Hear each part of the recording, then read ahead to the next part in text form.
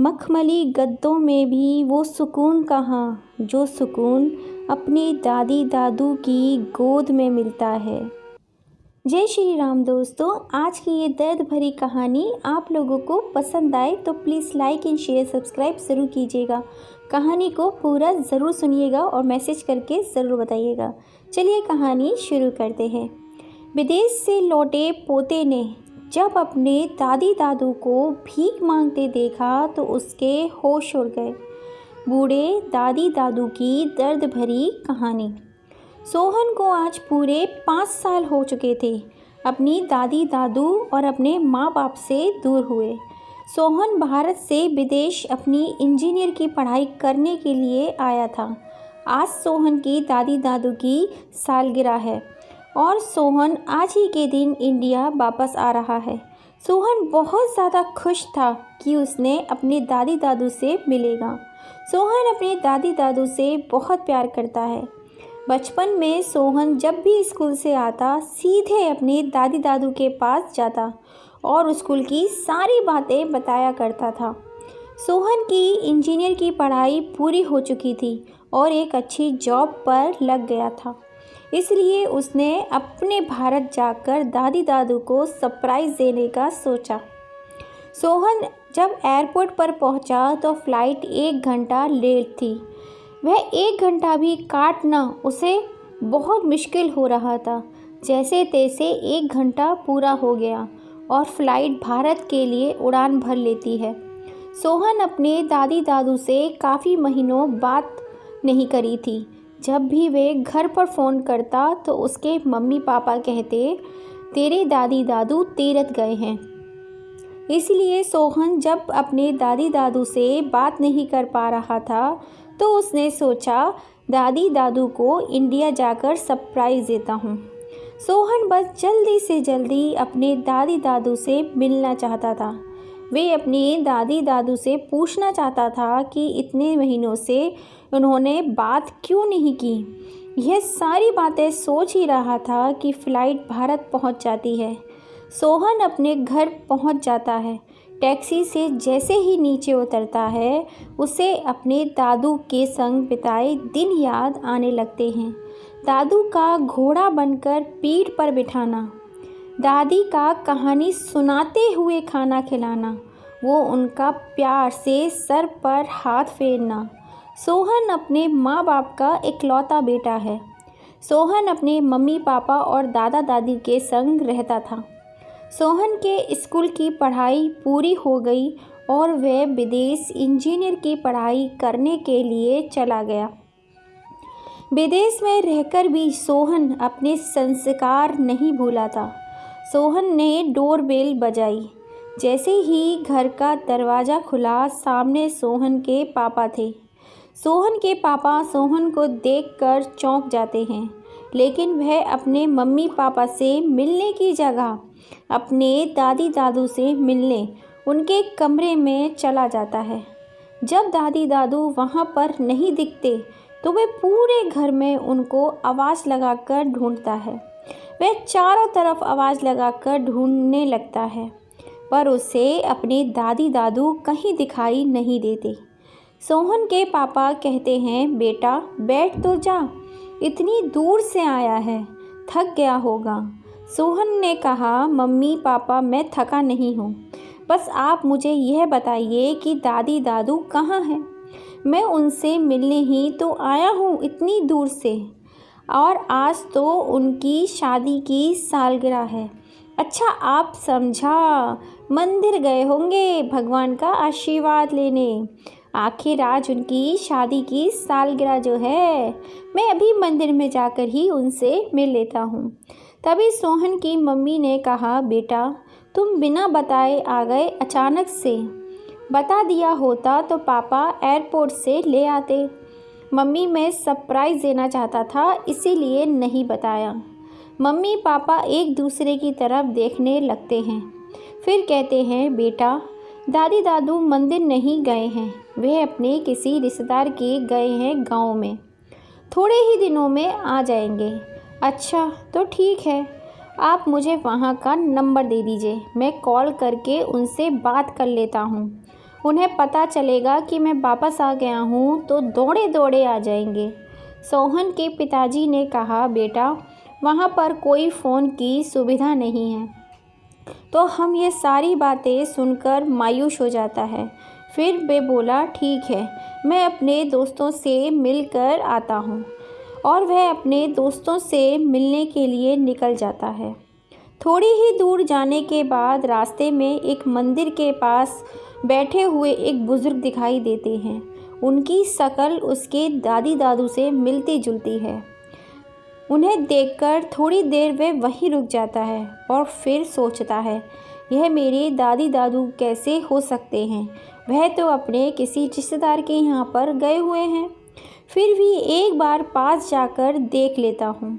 पास जाकर देखा तो सोहन के दादी दादू फटे पुराने कपड़ों में मंदिर की सीढ़ियों पर बैठे भीख मांग रहे थे। दादी दादू सामने सोहन को देखकर चौंक जाते हैं। बेटा, तुम तो विदेश में थी, यहाँ पर कब आए? सोहन अपने दादी दादू को ज़ोर से गले लगा लेता है। उनके कपड़ों में से बहुत गंदी बदबू आ रही थी और रोते रोते अपने दादी दादू से पूछता है, आपका ये हाल कैसे हो गया? आप लोगों तो अपने किसी रिश्तेदार के यहाँ पर गए थे, फिर यहाँ पर कैसे, वो भी इस हालत में? दादी दादू सच सच बताइए, आपका ये हाल कैसे हुआ? आपको मेरी कसम। इतना पूछते ही दादी दादू सोहन के गले लगकर फूट फूट कर रोने लगते हैं। तब दादी ने कहा, क्या बताऊं बेटा, तुम्हारे विदेश जाने के बाद तुम्हारी मम्मी पापा हम उन पर बोझ बन गए। तुम्हारी मम्मी किसी न किसी बात पर हमेशा ताने दिया करती थीं। तुम्हारे पापा भी बहू का ही साथ देते थे। दिन रात घर के सारे काम कराती और खाने के नाम पर बस 2 सूखी रोटी दिया करती थी और खुद दिन भर किटी पार्टियों में बिजी रहती थी। जब देखो अपनी सहेलियों के साथ फ़ोन पर बस बातें करती रहती। नौकरों से भी बदतर हालत हो गई थी हमारी। यह सब कुछ सहन कर कर भी हम चुपचाप एक कोने में पड़े रहते थे। चलो 2 वक्त की रोटी तो मिल जाती है, पर बहू को वह भी हमें देना बोझ लगने लगा। रात का बचा हुआ बासी खाना हमको देती थी। तेरे दादाजी से रोटी चबाई नहीं जाती। फिर भी बहू के डर से हम दोनों पानी में डुबो डुबो कर रोटी खाते थे। ठंडी बासी रोटी खाने की वजह से एक दिन अचानक तेरे दादाजी की तबीयत खराब हो गई तो तेरे पापा से दवाई के लिए पैसे मांगे। बहू और बेटे ने कहा, वैसे ही खर्चे कम है क्या, जो आप लोगों के फालतू के खर्चे और उठाएं? अरे गैस बन गई होगी, ज़रा सा चूरन दे दीजिए, सही हो जाएंगे। बस छोटी छोटी बात पर नौटंकी करते रहते हैं। इन्हें तो बहाना चाहिए बस पैसे मांगने का। जैसे तैसे करके उस समय तो तेरे दादाजी को संभाल लिया। फिर कुछ दिनों के बाद तेरे दादाजी को बहुत तेज़ बुखार आ गया। फिर से तेरे पापा ने पैसे देने के लिए मना कर दिया और कहा, इस बुढ़ापे में कोई भी छोटी मोटी बीमारियां तो लगती ही रहती हैं, थोड़ा आराम करेंगे तो सही हो जाएंगे, डॉक्टर की कोई ज़रूरत नहीं है। लेकिन तेरे दादाजी का बुखार सही होने का नाम ही नहीं ले रहा था। फिर बहू बेटे ने हम दोनों को घर से ही निकाल दिया, यह कहकर हमारे पास इतने पैसे नहीं हैं कि आप दोनों के खर्चे उठा सकें। फिर मैं तेरे बीमार दादाजी को लेकर कहाँ कहाँ नहीं भटकी। ना तो हमारे पास पैसे थे और ना खाने के लिए खाना था। ऊपर से तेरे दादाजी इतने बीमार थे, उनका इलाज कराने के लिए भी पैसे नहीं थे।